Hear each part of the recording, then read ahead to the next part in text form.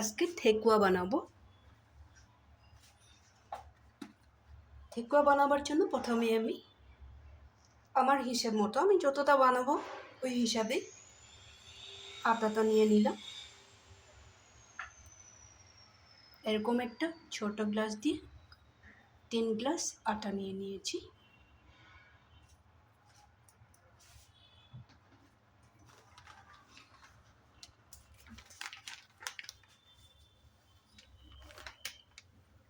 এই গ্লাসটা দিয়েই 1 গ্লাস সুজি দিয়ে দিলাম।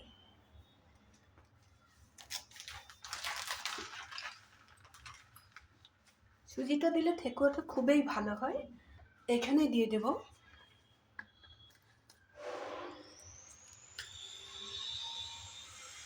একটু এলাচের পাউডার, আর একটু দিয়ে দেব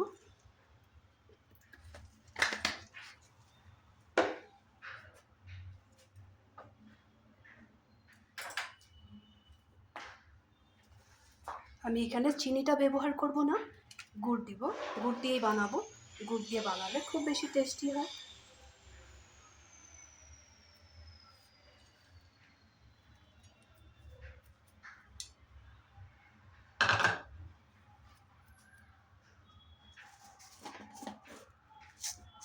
এখানে দিয়ে দেব ভেজে রাখা পান মশলা।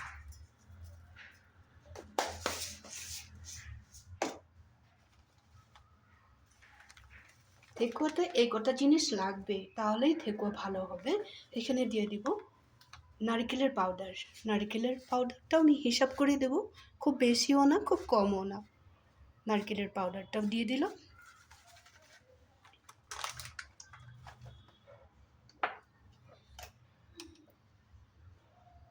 টেস্টটা ভালো হওয়ার জন্য সামান্য পরিমাণে লবণ দিয়ে দিলাম।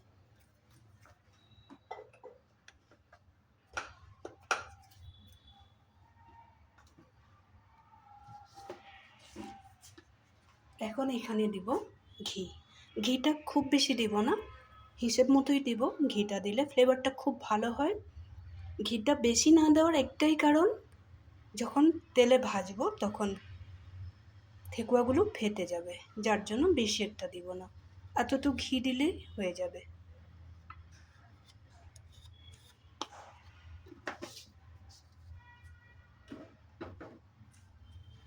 এখন আমি প্রত্যেকটা জিনিস খুব সুন্দরভাবে মেখে নেব। প্রথমে আমি ঘি, গুড় আর সুজি, আটা এগুলো দিয়ে মেখে নেব। যদি জলের দরকার পড়ে তাহলে আমি অল্প জল রেখে দিয়েছি। এখন আমি মাখা শুরু করব। এই কটা জিনিসই লাগবে, আর অন্য কোনো জিনিস ব্যবহার করব না।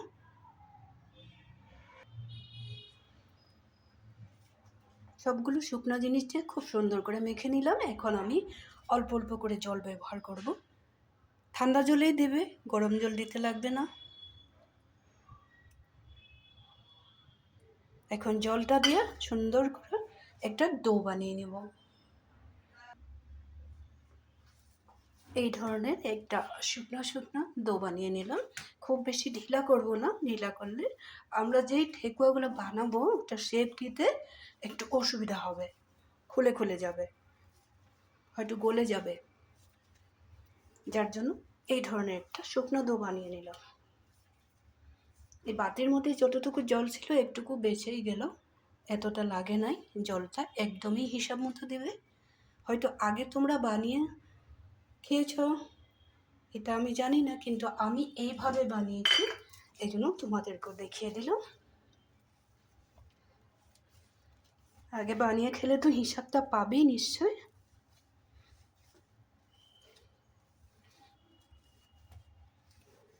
আর এই কটা জিনিস দিবেই, এই কটা জিনিস দিলে আসল ঠেকুয়াটা হবে। নারকেল, একটু এলাচের পাউডার, আর একটু ভাজা পান মশলা, আর জানি কি দিলাম, গুড় দিবে। চিনি দিয়ে বানাবে না, চিনি দিয়ে বানালে একটু খুব ভালো লাগে না, আমার ভালো লাগে না, হয়তো তোমাদের ভালো লাগতে পারে, কিন্তু গুড় দিবে। গুড় দিয়েই বানাবে। আর ঘিয়ের পরিমাণটা যে কেন বলেছি কম দিতে, ঘিটা বেশি দিয়ে দিলে যখন আমরা গরম তেলে ঠেকুয়াগুলো ভাজবো, ভাজার সময় তেলে গিয়ে মিলে যে ঠেকুয়াগুলো একদম সফট হয়ে যাবে, ফেটে যাবে। যার জন্য ঘিটা জাস্ট ফ্লেভারের জন্য দেবে, এত বেশি দেবে না। আর মনে রাখবে শুকনা জিনিসগুলো খুব সুন্দরভাবে মিশিয়ে নেবে। এখন আমি এই ডোটা আমার রেডি হয়ে গেছে। এই ধরনের হবে, একদম কাশি নিয়ে দেখিয়ে দিয়েছি, এই ধরনের হবে। বেশি ঢিলাও করি নেই, বেশি শক্তও করি নেই, যাতে এক একটা আমি রেডি করতে পারি। 5 মিনিটের মতো ঢেকে রেখে দেব। 5 মিনিট বাদে ফিরে আসছি। ঠেকুয়াগুলো আমি সুন্দরভাবে একটা ছুরির সাহায্যে রেডি করে নেব।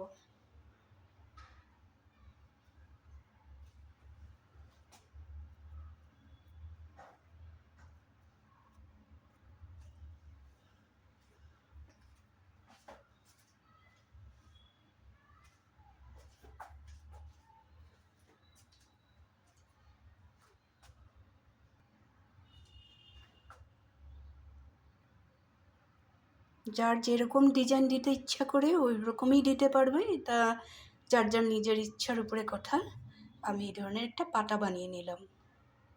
এরকম একটা পাতলা ছুরি নিয়ে নেবে, এটা দিয়েই ডিজাইনটা করতে খুবই ভালো হয়। প্রথমে ছোট ছোট গুল্লা বানিয়ে নিয়েছি। গুল্লা বানিয়ে নিয়ে এরকম পাতার একটা শেপ দিয়েছি, যেরকম শেপ দিতে পারো। গোল গোলও বানাতে পারো, এই ধরনেরও বানাতে পারো, যেরকম ভালো লাগে।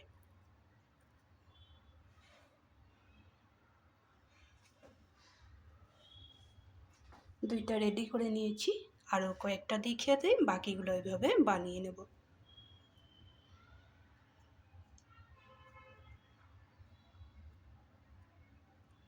খুব বেশি দাবিয়ে দিলে কি হয়, ভাজার সময় ফেটে যায়, যার জন্য অল্প অল্প করে দাবিয়ে দিয়েছি।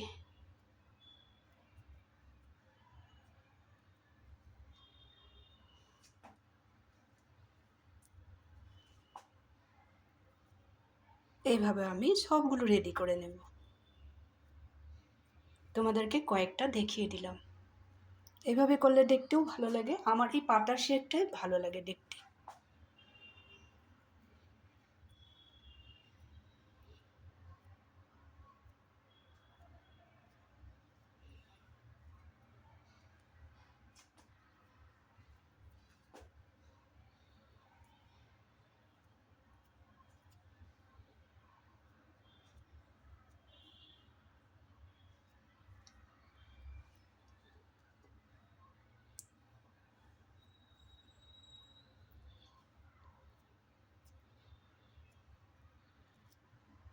আর অল্প কটা বাকি আছে, এই কটাও আমি রেডি করে নেব।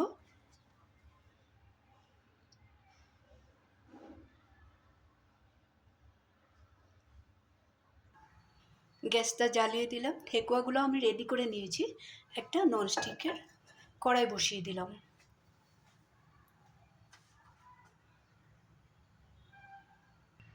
কড়াইটা গরম হয়ে গেছে, গ্যাসের ফ্লেমটা কমিয়ে দিলাম। ননস্টিকের কড়াই গরম হতে বেশি একটা টাইম লাগে না। এখন এখানে সাদা তেল দিয়ে দেবো, একটু বেশি করেই দেবো।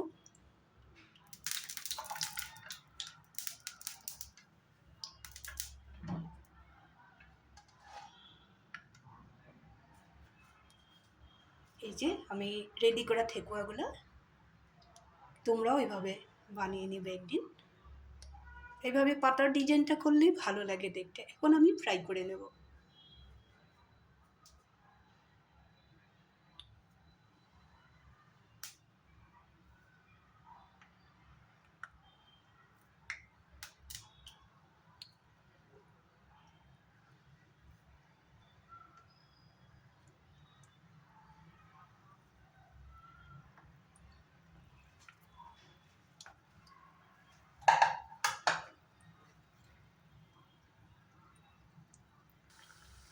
কয়েকটা এরকম গোল গোল করে নেব।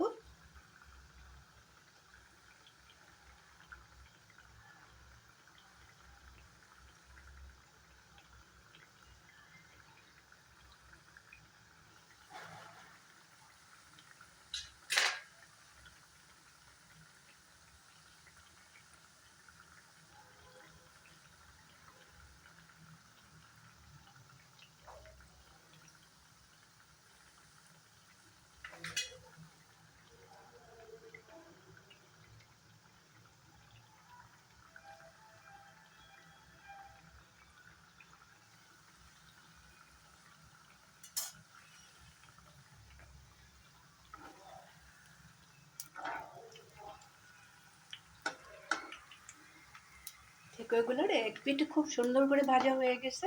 এখন উল্টিয়ে দিয়ে উল্টা পিঠটি ভালো করে ভেজে নেব।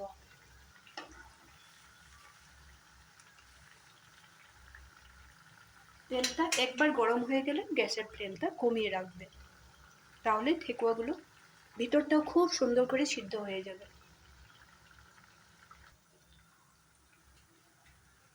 ঠেকুয়াগুলো খুব সুন্দর করে ভাজা হয়ে গেছে, এখন তুলে নেব।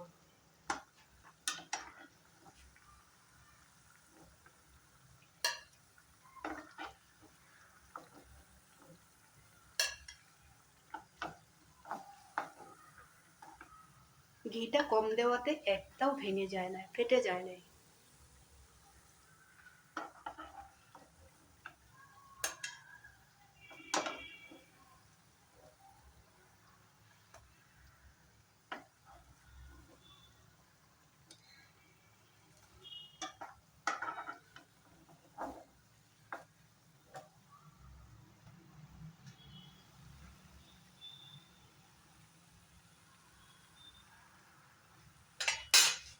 এইভাবে বাকি থাকা ঠেকুয়াগুলো ফ্রাই করে নেব।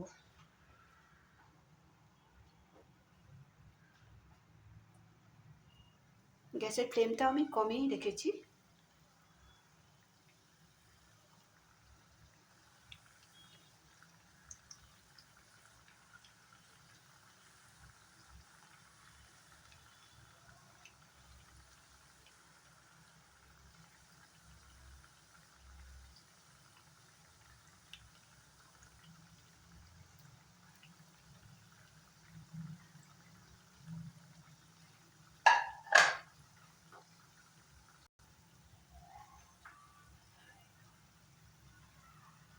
সবগুলো ঠেকুয়া আমার রেডি হয়ে গেছে, একটা ঠেকুয়া আমার নষ্ট হয়নি ঘিটা কম দেওয়াতে। বাকিগুলো আমি তুলে নিব।